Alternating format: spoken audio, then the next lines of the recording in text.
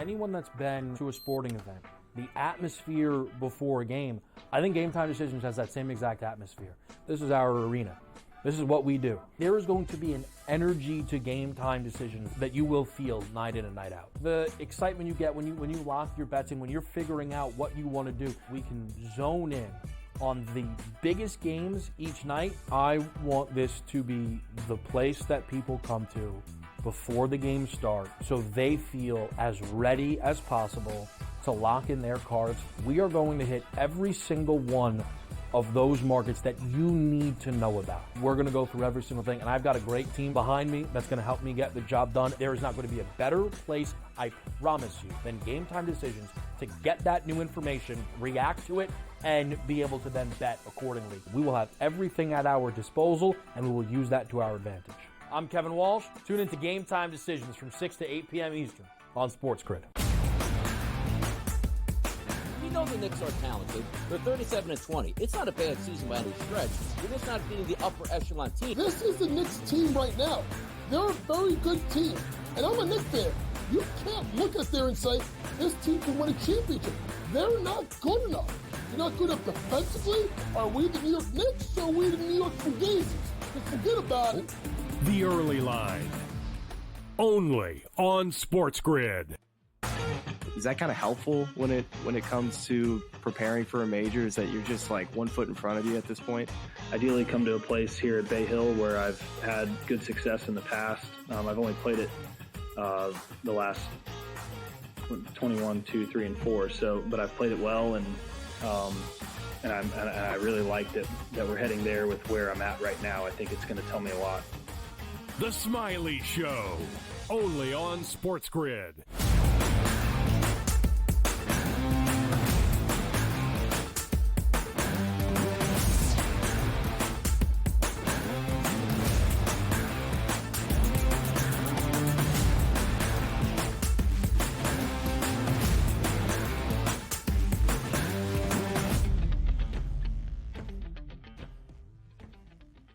Welcome to hour number 2, live right here on this Monday morning to start a new week, live on the Early Line on SportsGrid. He is Donnie Rightside. I am Ben Stevens. And what a new week it is. We've got conference tournament action already underway in men's college basketball. A lot of women's conference tournaments this weekend as well. A coin flip to decide the 1 seed in the SEC women's bracket goes the way of South Carolina in favor of Texas in the final week of the regular season at the high major level in men's college hoops as well, where teams are going to be battling for those top spots in tournaments and regular season conference crowns as well. On full display on a Sunday afternoon in the Big Ten. We'll recap everything we saw yesterday, what we saw on Saturday as well from a huge weekend in college basketball. Yeah, it's good stuff heading towards. And again, more teams are going to be starting their league championships this week. The big boys get started underway. Next week, you get used to playing that afternoon basketball and get that in your lives, which will be so much a part of it over the next 3 to 4 weeks at this point. So it is an exciting time. And also the coin flip. We have tiebreakers in so many different categories. To have a coin flip, which is ridiculous. Now, the grand scheme of things, is it really going to matter all that much in the SEC girls tournament? Maybe so, maybe not at this point. But it brings me back to the late 1980s, where if you were reading a book called Friday Night Lights that explained how the Permian Panthers actually made it to the playoffs in 1988 through a coin flip at a truck stop here. That's what we should have had right there to add the high intel where everybody brings their own coin, flips it, and you see who's in or who's actually out. At least this was only for 1 and 2, not who's in or who's out. They did televise it, though. So some marquee must-watch appointment television to see SEC Commissioner Greg Sankey flip up a custom-made coin with South Carolina's logo on one side and Texas's on the other. The Longhorns did snap the Gamecocks' 57-game win streak in SEC play earlier in the regular season, but they split the regular season set between the two schools, which is why they had to get to the coin flip. It feels like we have 6 tie-breaking scenarios a lot of times. I think at a certain point, the SEC was like, listen, we got 16 teams. Let's just flip a coin and make it easy to coin gods, as Dawn Staley did say after her Gamecocks got the benefit of the flip, looking favorably on South Carolina It is now March. It is a beautiful thing. On the second day of March, what a Sunday slate within the Big Ten Conference. Huge implications for that title race in the regular season. And Tom Izzo in Michigan State looking for number 11 in his 3 decades in East Lansing.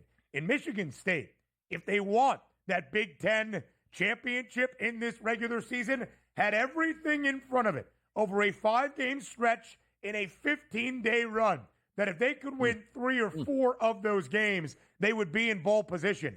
How about all 5, including a huge win yesterday at home in East Lansing inside the Breslin Center?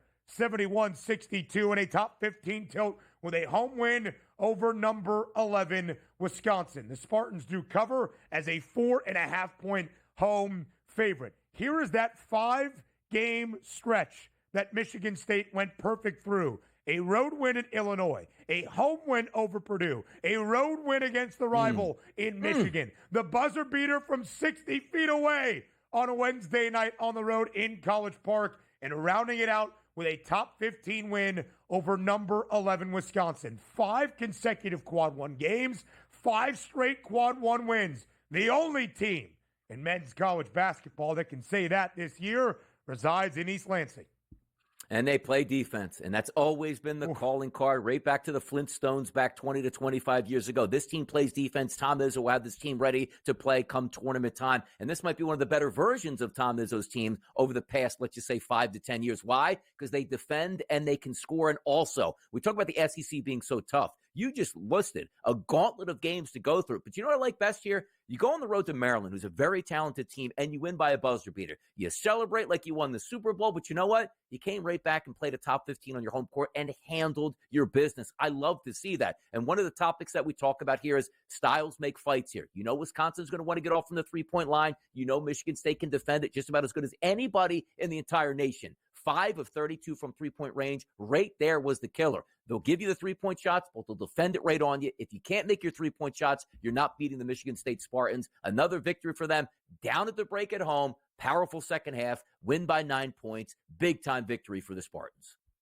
Big-time victory for Michigan State. And, Donnie, in this 5-game win streak, all 5 quad 1 victories, 3 outright in every game booked as an underdog on the road over Illinois, Michigan, and Maryland. In their 2 games at home, fewer than a 5-point spread in favor of MSU. They cover the number in both of those. Michigan State has had a calling card all year. Strength in numbers. The only team at the D1 level in college basketball with 10 players averaging about 4.6 points per game or better. 10 players played yesterday. Everybody scored. And yet Jaden Akins, who is still their leading scorer, scoring 19 points yesterday to lead the Spartans. And they stifled a Badgers team that has been the best offensively in Madison we have seen in nearly a half century, to only 62 points. And both teams got off to a very hot start. Total of 143.5 does stay under. Donnie, I saw this game get to the under 16 and the under 12 in the opening half and get up to 156.5 live. That Michigan State defense, when it matters most, down the stretch in the final 5 minutes of the second half, is always stifling. So a huge victory for the Spartans, who then got some help in hopes of claiming that regular season crown within the Big Ten, as Illinois goes on the road and upsets number 15 Michigan. The Illini are starting to round into form early here in March. 20-point road win, 93-73. Illinois wins outright as a 3.5-point road dog in Ann Arbor. You know what I love about this game, too? Hey, look at this game at the half. Boy, it's close, 31-30. One who's going to prevail, probably the home team here. We just talked about Michigan State being down at the break. Maybe they can come back in the second half with a strong surge. And by the way, Michigan did score 43 points in the second half, which usually would be good enough to win unless you give up 62 points in one half at home in a second half to an unranked rival here. That's an embarrassing performance for Michigan. Now, granted, are they going to be in March Madness? Yes, they are. Are they going to head towards the Big Ten tournament? Yes, they are. But my goodness, if you want one team here that says, you know what? Let's just start to play our best basketball at the end of the season when it matters most to make it into March Madness and maybe even be a factor in the Big Ten tournament. That's what the Fighting Illini did yesterday. Like, hey, you know what? we're coming next week. You better get prepared for us. A 20-point victory on the road against Michigan, which they scored 93 points. That's pretty incredible. Yeah. A really balanced effort. Trey White, 19 points, 11 boards, sensational. Kylan Boswell, 7 points, 9 board. Kasparis Yakachunas, that freshman, the talented player for Brad Underwood and the Illini, looked great yesterday as well, burying 3 threes and got some help off the bench. Ben Rickhouse got off to a great start in the second half with 3 made triples, and Jake Davis, a perfect 2 of 2 from deep. Illinois was embarrassed inside Madison Square Garden by 43 points just 2 weekends ago, maybe even last weekend. Yeah, just last weekend. And this week, the Illini bounced back with 2 consecutive 20-point victories against Iowa and Michigan. Illinois has won 2 games this year by at least 20 on the road against top 15 foes, becoming one of a handful of teams in the last 70-plus years in the AP poll era since 1950 to do just that. Really good basketball out of the Illini. And, Donnie, because of the Illinois victory, Michigan State needs only 1 win in its final 2 games to claim Big Ten title number 11 under Tom Izzo down the home stretch of this regular season. Yeah, look, and it looks like they're probably going to get it done, which, again, building up to March Madness for Tom Izzo and his boys here. I love the way they play. They're tournament tested here with the way they play. But also understand this. You look at the Fighting Illini, who did play Michigan State, loss. Wisconsin lost, both top 15 teams here. Then played top 5 team Duke lost. Back-to-back wins with a top 20 team at home. Purdue, get on a run, Illinois. Go ahead. Build the momentum in March. More of it next.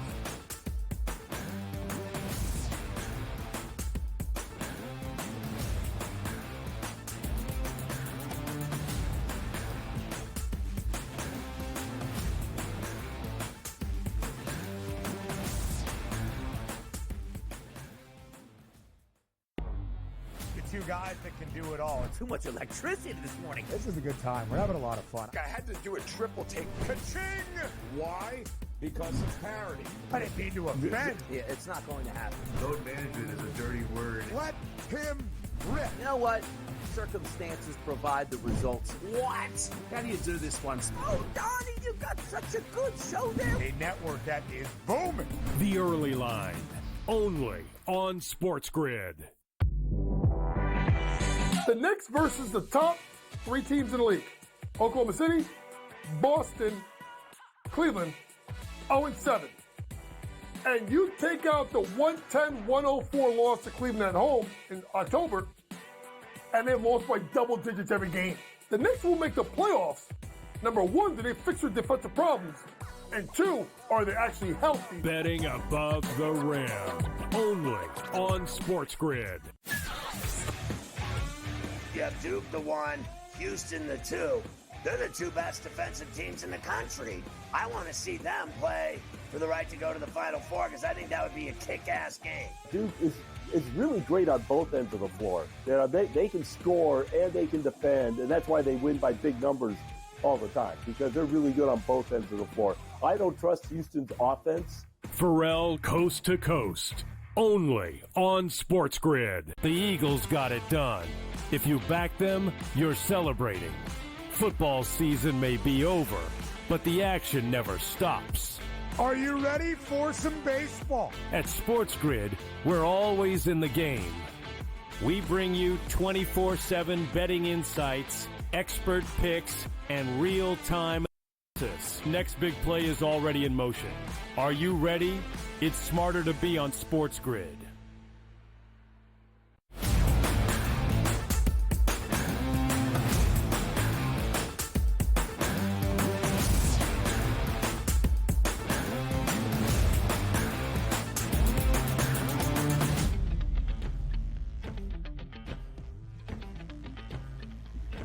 We are now officially in the month of March. It is Monday, March 3rd. We are 5 weeks away from a national championship game to crown a national title winner at the end of the men's NCAA tournament. We are under 2 weeks away from Selection Sunday. DRS on Saturday. It was the opening day of this wonderful month that we all love for the madness and chaos that will ensue. Dramatic moments in the most significant games of a season. Enter Jemai Mashak and those Tennessee Volunteers on the very first day of March in a top 10 tilt in Knoxville. Meshack from just inside half court buries it to give Tennessee a huge victory at home against Alabama. 79-76. The Volunteers pick up a big home win in the top 10 tilt on a Rocky Top. Now, how you like this? Underbackers rejoice with that late three-point shot. What? Yes. What do you mean? 79-66 underbetters, rejoice in this point. That game was headed to OT. Another 20 points would have been compounded, and you would have lost that total. That's a nice win for the Tennessee Volunteers. And is there one team, I understand, look, 23-6 and 12-4 in the SEC for Alabama is a sensational season. But do you get the feeling, just with me, Ben, this is a team you can't ever trust because you just feel like it's going to go wrong at the worst spot. And you say, Donnie, wait a minute. It was 76-76. The guy hit a monster triple to beat Alabama. It just feels like this is the way Alabama is going to get beat. Their three-point shooting's going to go slow. They're not going to play defense when we know they actually can play defense here. It's one of my least trusting teams that is so much fun to bet on and bet against because of the games that they can have, which usually are 150 or higher on a day-to-day basis in the SEC. Great win for the Tennessee Volunteers. An amazing shot to win that game. Big time on Rocky Top. But the SEC, man, they've been delivering all season with these type of games. Yeah, they absolutely have. And what a shot for Jemai Meshack and Rick Barnes, because the Volunteers now, DRS, are in pole position to be on that one line. I thought it might be Florida, maybe Alabama, Tennessee could be that second team out of the SEC to be a 1 seed in fewer than 2 weeks when we get to Selection Sunday. 5th ranked in the country, maybe making its way up in the AP Top 25 that will be released this afternoon. In 4 consecutive victories for the Volunteers. Nothing to sneeze at any point of this SEC schedule, certainly right now. Donnie, to your point about Alabama, they were a 3.5-point underdog, so they do cover by the hook. They're 5-1 against the spread as a dog this year, including 4 outright victories. They did keep the game as competitive as you could hope for. And Mark Sears, their best player, delivering with 24 points. I do get it. I do think Alabama's defense is better this year than we give them credit for. The pace they play, the flow of which they play, they're never going to be a top 25 unit, top 10 unit that stifles you on that side of the floor. Game did stay under 158.5. I had the over. I was hoping for overtime, but still a key victory for Tennessee. I think we have some really good teams out of the SEC, as the odds, of course, indicate. 4 of the 6 best prices to win a national championship from the Southeastern Conference, and none better than that of Auburn. Yet another statement out of the Tigers on Saturday afternoon. Going to Rupp Arena and winning in a big way. A plus 330 price for Auburn to win a national championship as the favorites, and a 16-point win against Kentucky. The Tigers were about a 3.5-point favorite, upwards of that. They make good on that number. Huge victory for Auburn on the road in Lexington, making yet another statement. That's your number 1 overall seed in the NCAA tournament.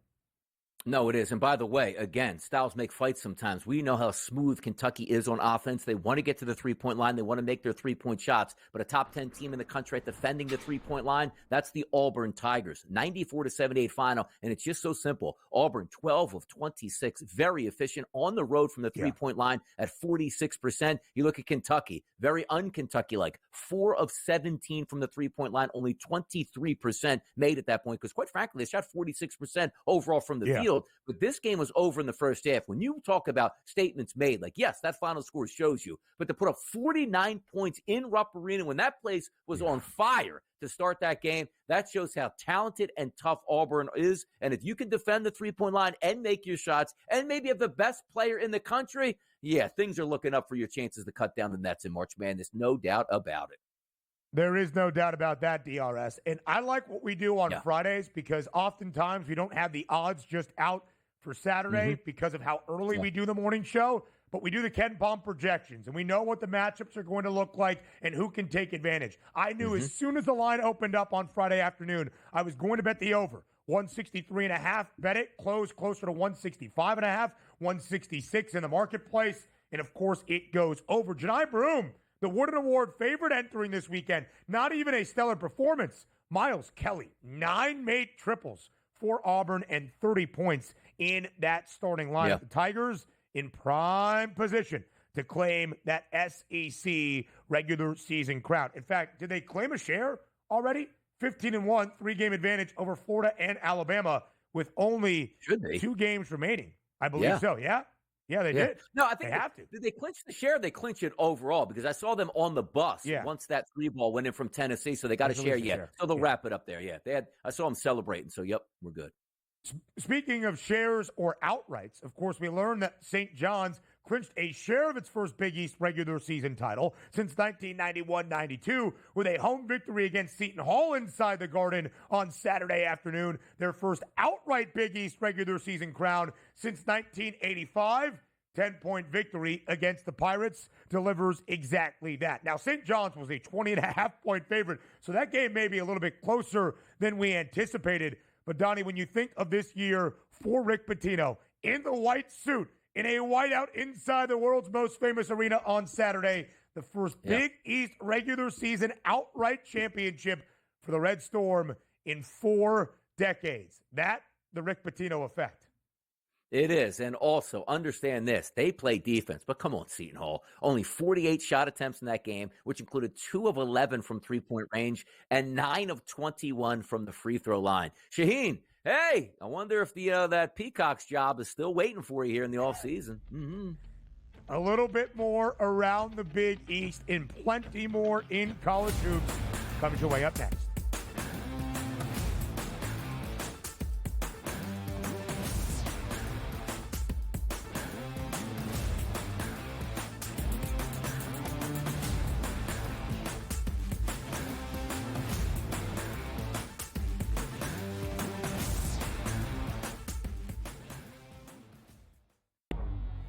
Two guys that can do it all. Too much electricity this morning. This is a good time. We're having a lot of fun. I had to do a triple take. Ka-ching! Why? Because of parity. I didn't mean to offend. Yeah, it's not going to happen. Load management is a dirty word. Let him rip. You know what? Circumstances provide the results. What? How do you do this once? Oh, Donnie, you got such a good show there. A network that is booming. The Early Line, only on SportsGrid. The Knicks versus the top 3 teams in the league. Oklahoma City, Boston, Cleveland, 0-7. And you take out the 110-104 loss to Cleveland at home in October, and they've lost by double digits every game. The Knicks will make the playoffs. Number 1, do they fix their defensive problems? And 2, are they actually healthy? Betting above the rim, only on SportsGrid. You have Duke the 1, Houston the 2. They're the 2 best defensive teams in the country. I want to see them play for the right to go to the Final Four because I think that would be a kick-ass game. Duke is really great on both ends of the floor. They can score and they can defend, and that's why they win by big numbers all the time, because they're really good on both ends of the floor. I don't trust Houston's offense. Pharrell coast to coast, only on SportsGrid. The Eagles got it done. If you back them, you're celebrating. Football season may be over, but the action never stops. Are you ready for some baseball? At SportsGrid, we're always in the game. We bring you 24/7 betting insights, expert picks, and real-time analysis. Next big play is already in motion. Are you ready? It's smarter to be on SportsGrid.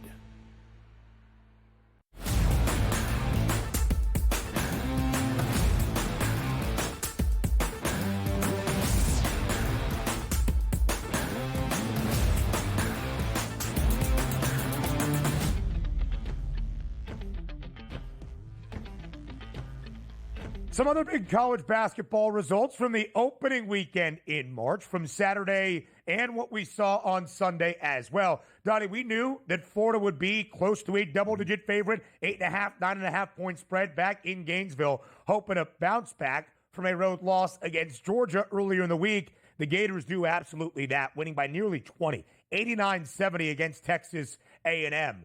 The Aggies on a 4-game slide, not where you want to be. On that downward trend entering the month of March, Florida gets right back. And the Gators still that fourth best number to win a national championship at plus 950.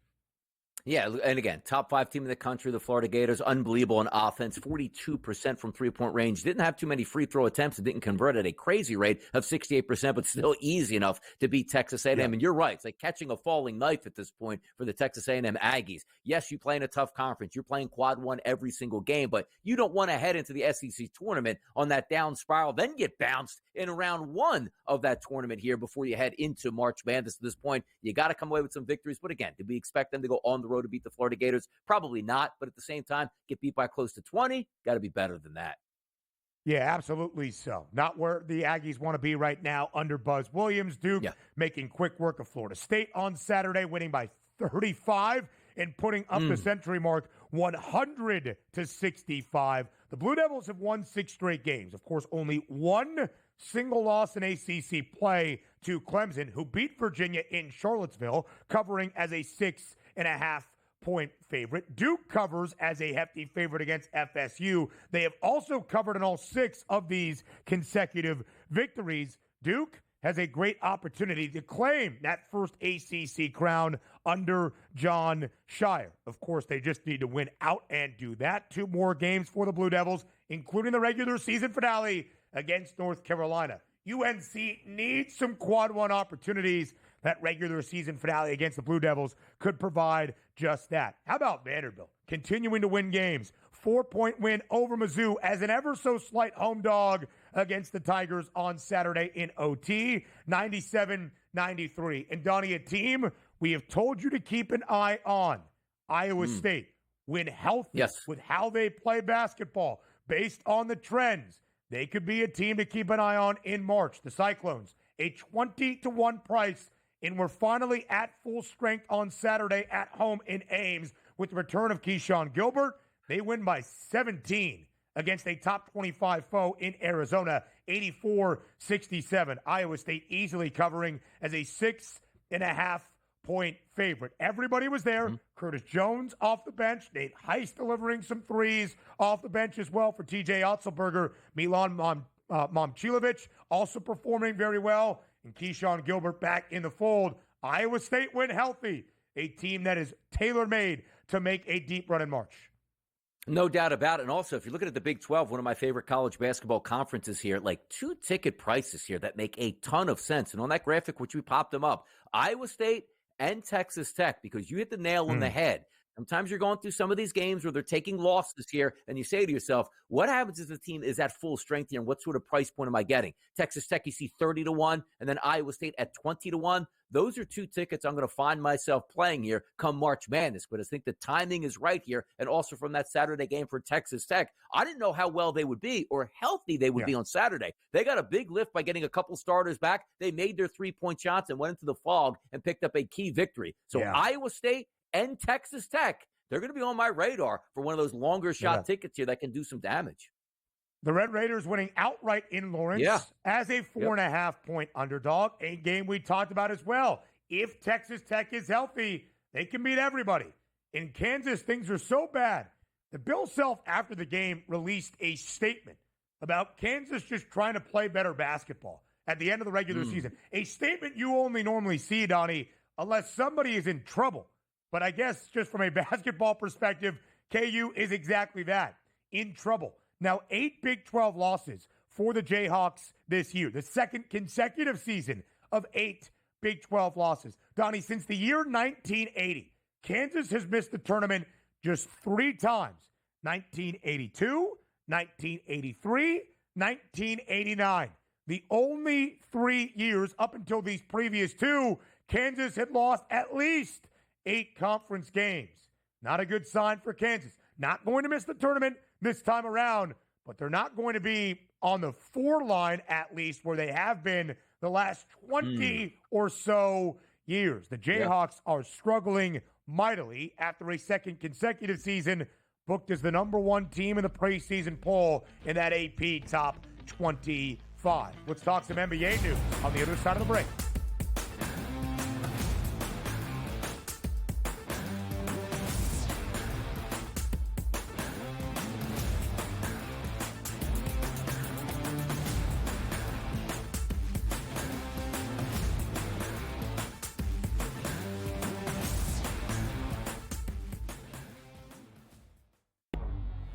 two guys that can do it all. Too much electricity this morning. This is a good time. We're having a lot of fun. I had to do a triple take. Ka-ching! Why?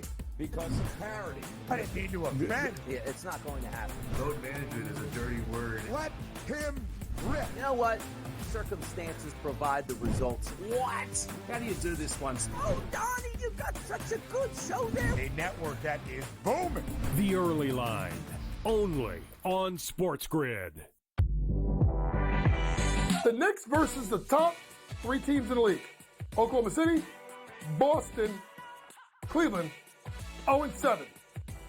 And you take out the 110-104 loss to Cleveland at home in October, and they've lost by double digits every game. The Knicks will make the playoffs. Number one, do they fix their defensive problems? And two, are they actually healthy? Betting above the rim, only on SportsGrid. You have Duke the 1, Houston the 2. They're the two best defensive teams in the country.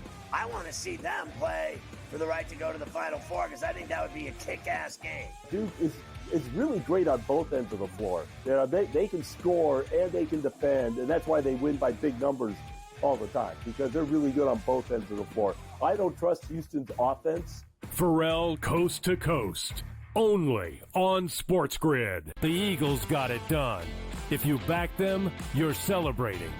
Football season may be over, but the action never stops. Are you ready for some baseball? At SportsGrid, we're always in the game. We bring you 24/7 betting insights, expert picks, and real-time analysis. Next big play is already in motion. Are you ready? It's smarter to be on SportsGrid.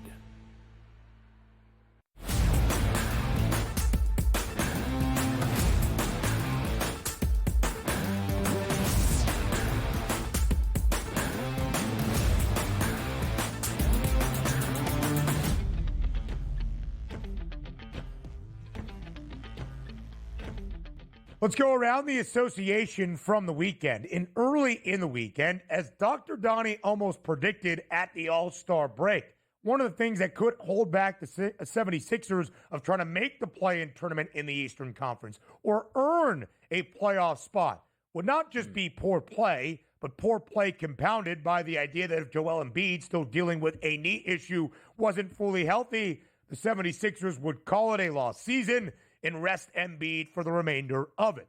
And that's exactly what happened this weekend. Joel Embiid is out for the remainder of this season for Philadelphia because of those lingering knee issues. Donnie, because you kind of predicted this could happen at the All-Star break, I wouldn't say you are shocked or surprised, but what will be your feeling about this year in Philly? I like it. I like the fact that they shut him down because there's no reason to play anymore. You're not going to win an NBA championship. You're only going to do more damage to a knee. Why not get the knee fixed here, have a complete offseason to rest and rehabilitate that knee, and then come back in full force next October when hopefully the team around you is a little bit better, get some guys back from injury, make some moves, and can maybe be one of those top 4 to top 5 seeds in the Eastern Conference. Having said that, though, this was played so poorly, and understand this in the NBA. It's different than a lot of sports. It's guaranteed contracts, and almost does, like, as long as you're a superstar, you are just minted moving forward. Because anybody in the NFL would say, hold on now. I have a wide receiver, I have a tight end, I have a defensive back that has chronic knee issues. No problem. Let's lock him up for 5 more years at hundreds of millions of dollars. It just wouldn't happen. But in the NBA, it's just a rite of passage. Once you're a superstar, doesn't matter like what physical shape you're in. As long as there's a max deal on the table, you will pay that. And if you don't, some other team is going to pay that here. Because the Sixers, if they were smart, would have said, you know what? We don't have to sign you now. Then he becomes a malcontent. Then he wants out. Then you trade him for pennies on the dollar. So you just give him the deal. But I think this opportunity means next year it will be a fresh slate. Now, the issue now is the Philadelphia 76ers need to tank out because they do have a top 6 protected pick, which means if that pick ends up 7, 8, 9, 10, 11 or further, they lose that. And for this whole season of now you're going to tank the end of the season, you at least want to get the fruits of your labor and possibly get a top 5 pick just to save it here. We'll see if they can do that. But Joel Embiid being shut down is the right move for the Sixers. It was a travesty of a season. Even with the victory over the weekend, 21-38 with a max roster. Stop the madness. Yeah, and Donnie, when you look at what Embiid has done, of course, there was that graphic during the broadcast at the end of January ahead of the All-Star break that Philadelphia had played something like 850 games since Embiid arrived in Philadelphia, and he has missed now more than 400 of them. It's not a great recipe for a guy that is making a lot of money from the 76ers, and yet availability being the best ability, Joel Embiid has not really shown that. Only 39 games a season ago, only 19 games this season for Embiid. When he has been out there, there is no question. He is one of the best basketball players on this planet. But when he has been out there, and if he is going to be out there, that remains the issue for a superstar who has really been plagued by injury the entirety of his NBA career, even really before his career started when he is drafted out of Kansas. But Donnie, knowing that, the 76ers, who had dropped 9 consecutive games for a marquee home game on Saturday night, hosting the Golden State Warriors as a 6.5-point home dog, they pull off the upset inside the Wells Fargo Center. 126-119, a game that will forever be known in Philadelphia as the Quentin Grimes game. 44-point performance as the 76ers snap that 9-game slide. As you said during the commercial break, 17 games below 500, but don't let those Sixers get hot at the right time. Nope, don't let them do that. In California, at the Staples Center, now the Crypto.com Arena, you can show up to the Grammys. But in Philly, baby, you show up to the Grimies out here. What?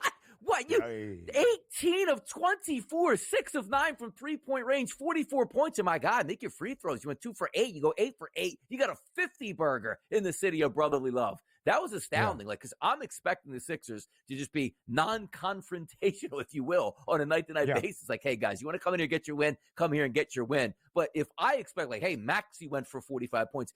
And again, they beat the Golden State Warriors without Joel Embiid, and Tyrese Maxey going 2 of 14 from the floor for 5 points, and they still scored a $126 because my guy Grimy was out here dominating. That's a crazy box score. And still, Philadelphia just 2 games out of what would be the 10th spot, the 4th and final play-in tournament position in the Eastern Conference, trailing the Chicago Bulls by only 2 games. It is remarkable how bad you can be at basketball and still flirt with the postseason in the NBA when 10 of the 15 teams in a conference appear in the postseason in some form or format. Wild. And this is not a Dubs team, Donnie, that entered playing bad ball either. In the 8 games Jimmy Butler had played as a Golden State Warrior, entering Saturday evening with the Dubs, Golden State had won 7 of those 8, covering in all 7 victories on a heater entering Saturday night, and yet still got beat by Quentin Grimes, Podcast P, the inept Tyrese Maxey, and the Philadelphia 76ers. You just do never know how this is all going to play out. By the way, that playoff price on Philadelphia, plus 820, that play-in tournament number, 2-1. Maybe some life once again for the ticket, I bet, on the 76ers, plus 270 to be an Eastern Conference playoff tournament team, because I thought they would be in the play-in tournament with a very talented roster. I'm not going to, rip up the ticket just yet, I'll say. Yeah. Grab those NBA championship things. Just double down, Ben. Buy out of that ticket and buy in on the Sixers winning a championship and really raise that banner. It was quite a shocking performance for me, but also understand Golden State coming to town. Like, hey, Jimmy, quote unquote, you got some back spasms. Yeah, sit this one out. We'll handle our business fairly easily. They weren't able to do that, which again, you're right. The Warriors are playing great basketball coming into that game. That was just surprising. That the Sixers had no business winning that game. I don't want to see them go on a winning streak of at least 2 games. I think the Trailblazers are next up for them. So for me, Sixers, you had your fun. Grimes had the game of his career. Fall back, people. Fall back.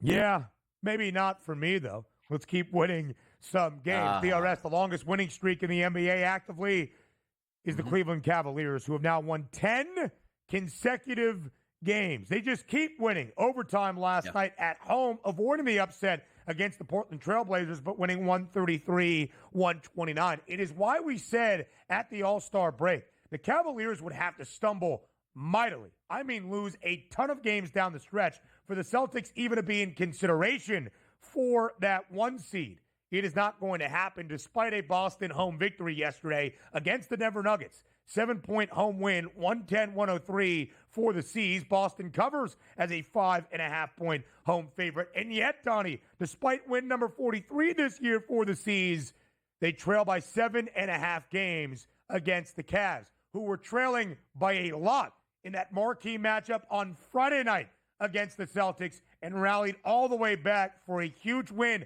I think proving to everybody the Cavaliers are not just a good regular season team, but could make some noise to upset the apple cart, if you will, around the Eastern Conference this postseason. No, they can. And Friday, I like the Boston Celtics in that game, but then you see later in the day, multiple starters sitting out here, the line starting to drop. And again, Cleveland got that haymaker early on and rallied to come up with a big victory. And then also, after a game where you had so much juice and energy on the road in Boston, you come home and still able to handle your business against the Portland Trailblazers. And how about DeAndre Hunter in the starting lineup? 32 minutes, 8 of 15 from the floor, which included 5 of 9 from three-point range and 11 of 12 from the free throw line to give you 32 points. This team is good. Now, I haven't checked the odds this morning, but when we were going over these numbers last week, it was a 7-1 price here for the Cleveland Cavaliers to win an NBA championship, I believe, or was it 7-1 to win the Eastern Conference? What was it? Plus 750 to win the NBA championship, which is now 7-1. So a little bit of movement based on that regular season price. It was a plus 300 number around the Eastern Conference, if I am not mistaken, now plus 280. Not a ton of movement, Donnie, despite what we thought would be an impactful regular season game based on that result Friday night inside TD Garden. Plenty more coming your way in the NBA next.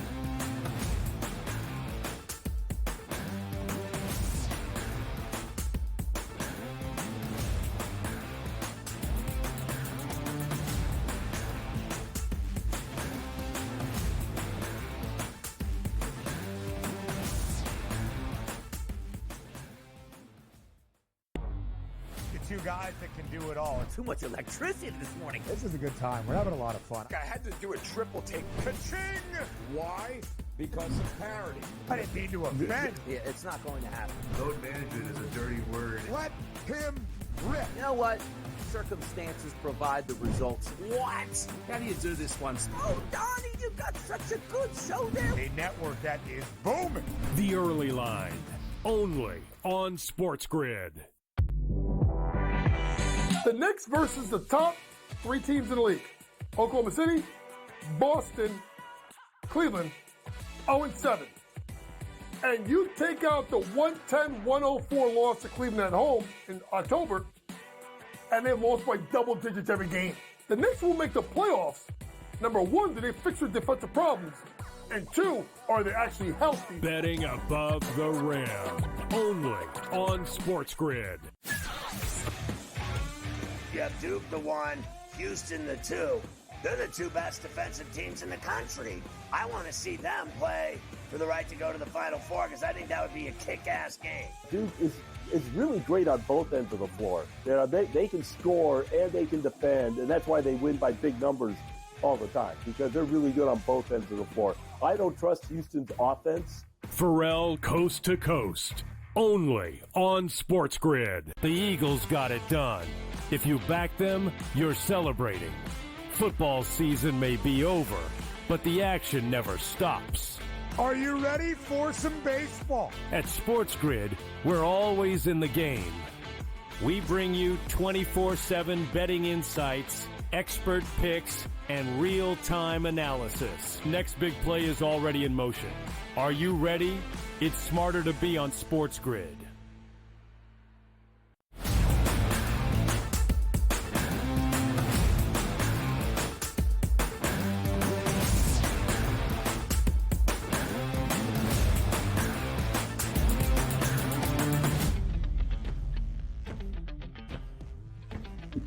So a big Sunday slate around the NBA. 9 games, I believe, in the association from a Sunday afternoon into the evening hours. The Boston Celtics at home, bouncing back from the defeat to the Cleveland Cavaliers, winning by 7, 110-103 over the Denver Nuggets. Boston covers as a 5.5-point home favorite. The reason we show you that again is the Nuggets go down.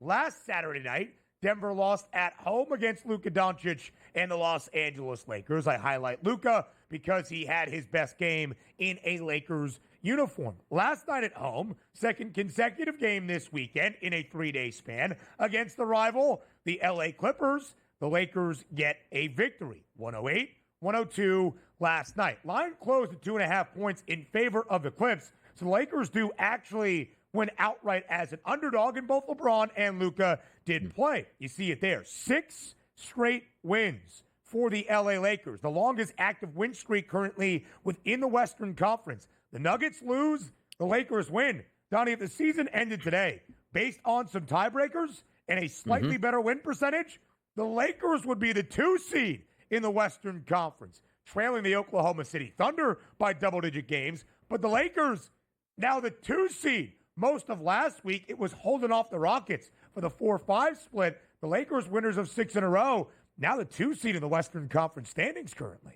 And that would be big, too, because you're trying to avoid OKC, we figure is the best team in the Western Conference. Play them at the absolute latest would possibly be what? The Western Conference Finals at that point. And I do like what the Lakers are doing right now because you're winning with your 2 superstars where they don't even have to be all that efficient. We just saw that yesterday as we talked about that 108-102 final. LeBron had 8 turnovers in that game to lead the team. Didn't shoot all that effective from the field, but hey, Luka Doncic woke up and goes, you know what? Found my touch from the 3-point line, more efficient in that game, and that always works out because you have to understand this. You hear a lot of teams talk about when you get a new superstar player, it's like, hey, shouldn't you guys just pick up the basketball and be like, in tune with each other? Sometimes that takes 5 games, 10 games, 15 games, 20 games, or a half of a season. The sooner these guys start to learn exactly where they want the basketball on the floor and who takes that shot at a certain time, they'll be a better basketball team for that. So I wasn't as intrigued with the Lakers a couple weeks ago, even after the trade. But as you point out now, you have to pay attention to the Lakers. It's not one of those teams by like, hey, they made the trade to the 7th seed now. You're now looking at a number 2 seed. You got to give them some respect here, and rightfully so. 15-9 against the spread this year for the Late Show as an underdog. They have been a good team when not even expected to win. 33 points for Kawhi Leonard. Our guy Norm Powell still dealing with something. Only 9 minutes played last night against the Lakers. The Clippers on a small slide, just trying to hold ground above the Golden State Warriors for that 6-7 split, not falling into the play-in tournament category. They have the same exact record. Both teams 32-28, and Golden State avoided the upset loss on Saturday in Philly. The Dubs would be on the right side of the playoff conversation and not a play-in tournament team. Donnie, after the blockbuster deal and the acquisition of Luka Doncic now nearly a month ago, which is crazy to say, the Lakers' price to win the Western Conference was 9-1. The Lakers as a whole were starting to play better basketball, but after the acquisition of Doncic, a 9-1 number. Now, sitting in the 2 spot currently, winners of 6 in a row, winners of a ton of games since the middle of January. I believe 15 of their last 18, if not 16 of their last 19. Lakers a plus 550 price to win the Western Conference. So even after the acquisition of Luka Doncic, that number down by $3.50. It is.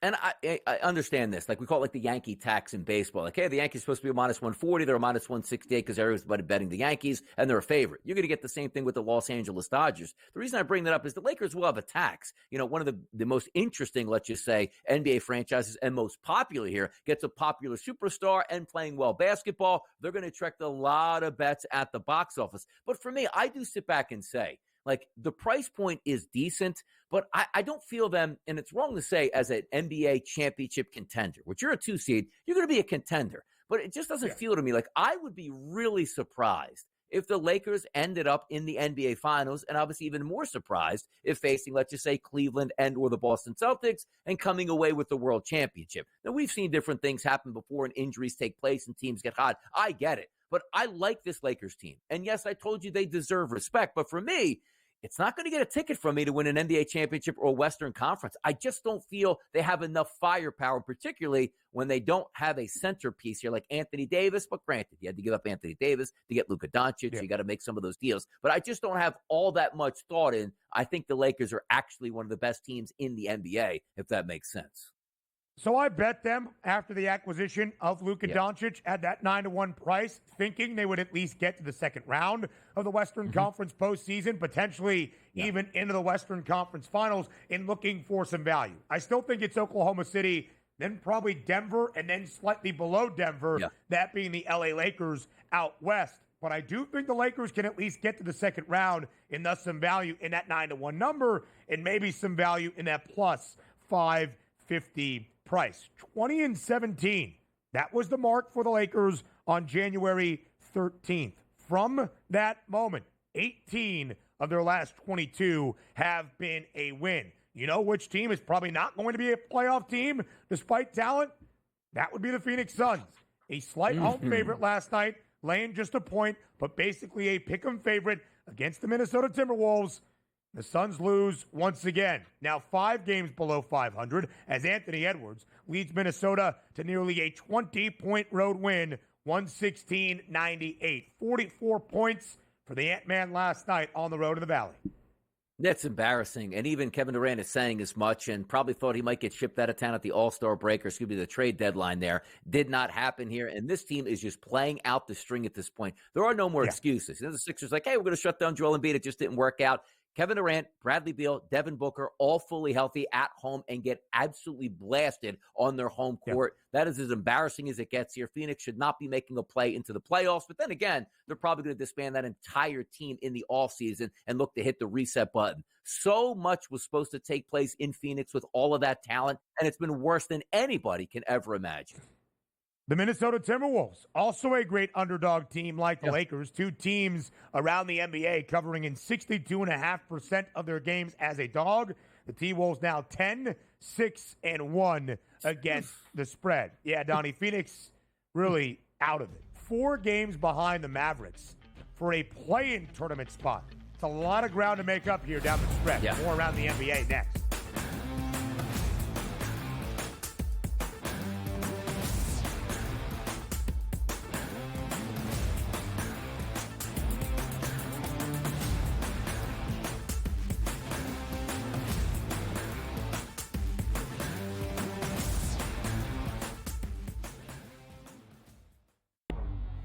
Two guys that can do it all. Too much electricity this morning. This is a good time. We're having a lot of fun. I had to do a triple take. Ka-ching!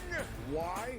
Because of parity. I didn't mean to offend. Yeah, it's not going to happen. Load management is a dirty word. Let him rip. You know what? Circumstances provide the results. What? How do you do this once? Oh, Donnie, you got such a good show there. A network that is booming. The Early Line, only on SportsGrid. The Knicks versus the top 3 teams in the league. Oklahoma City, Boston, Cleveland, 0-7. And you take out the 110-104 loss to Cleveland at home in October, and they've lost by double digits every game. The Knicks will make the playoffs. Number 1, do they fix their defensive problems? And 2, are they actually healthy? Betting above the rim, only on SportsGrid. You have Duke the 1, Houston the 2. They're the 2 best defensive teams in the country. I want to see them play for the right to go to the Final Four because I think that would be a kick-ass game. Duke is really great on both ends of the floor. You know, they can score and they can defend, and that's why they win by big numbers all the time, because they're really good on both ends of the floor. I don't trust Houston's offense. Pharrell coast to coast, only on SportsGrid. The Eagles got it done. If you back them, you're celebrating. Football season may be over, but the action never stops. Are you ready for some baseball? At SportsGrid, we're always in the game. We bring you 24/7 betting insights, expert picks, and real-time analysis. Next big play is already in motion. Are you ready? It's smarter to be on SportsGrid.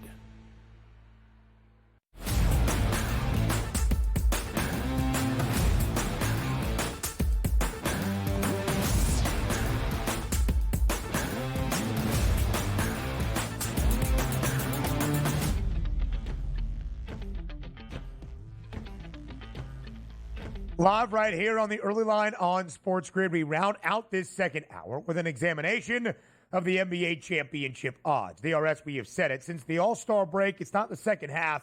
It's the stretch run of this NBA regular season. 9 of 32 teams, that's it, have played fewer than 60 games. And everybody with exactly 59. We're talking about 20 games remaining to figure out your playoff positioning around the postseason formats in the NBA. Are you going to be a play-in tourney team, seed 7 through 10 in the respective conference standings? Are you going to be right into the playoffs, 1 through 6? Where will all those ping pong balls stack up if you are a team tanking, looking ahead to the lottery and the Cooper Flag sweepstakes? We start with those championship prices.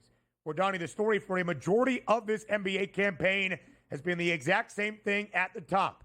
A tier of 2. The reigning champs in the favorites all year long.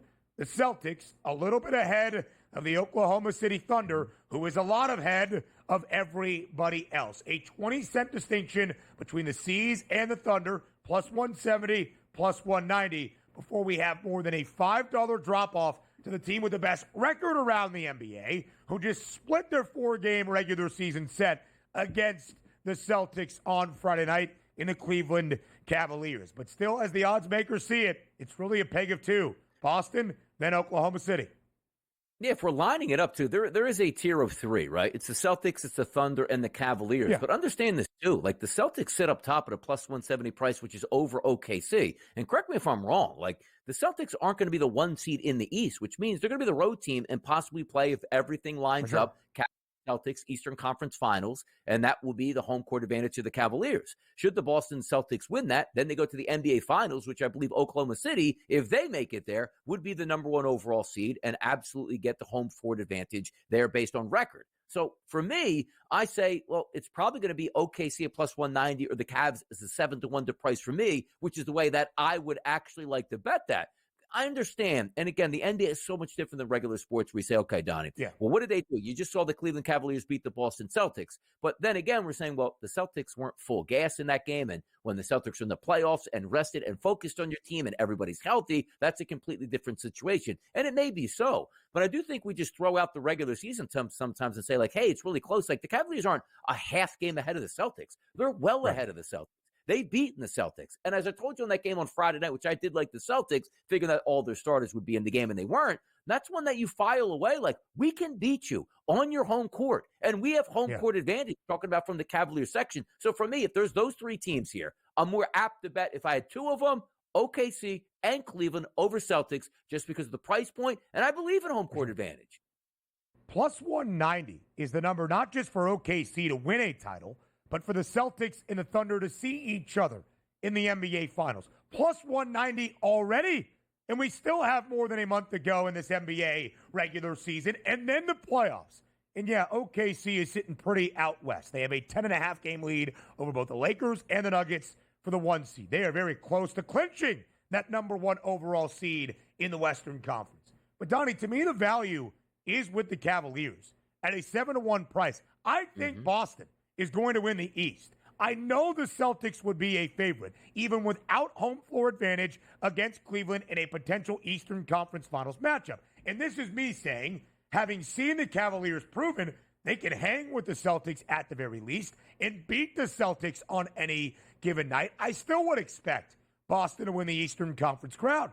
But at a 7-1 price for the Cavaliers to win an NBA championship, I think I'll have value if I expect the Cavaliers to be the 1 seed and be in that spot. And Donnie, there's another team around the NBA, along with those top 3, that has won 40 games. Now, the New York Knicks at 40-20. But we know the Knicks can't beat the best. So I'll take the Cavs and the Celtics, expecting that to be the Eastern Conference Finals matchup, and I'll take the value on the Cavaliers. There is that tier of 3, really a tier of 2, and then you got to double the price of Cleveland even to get to Denver. Yeah, exactly. And it's funny, too, because a lot of times, like we just talked about NCAA action heading into March Madness. Like, you know what, man? Legitimate chance to win it. Iowa State, Texas Tech, 30-1s and 20-1s. I don't get those vibes at this time when you look at the NBA. Like, hey, let me take the Knicks at 22-1. Do you think that team is championship ready right now? And that's not an unbelievable price at 22-1. The Golden State Warriors, who get Jimmy Butler and like floundering around a bit on their season, as if I'm going to take them at 25-1. No, it seems like the best teams, because yes, we understand Duke and Auburn are the front runners, but there is so much value down the board in college basketball. There's not much value down the board in the NBA. These best-of-7 series, the NCAA tournament is exactly that, a tournament. Hour number 3 up next.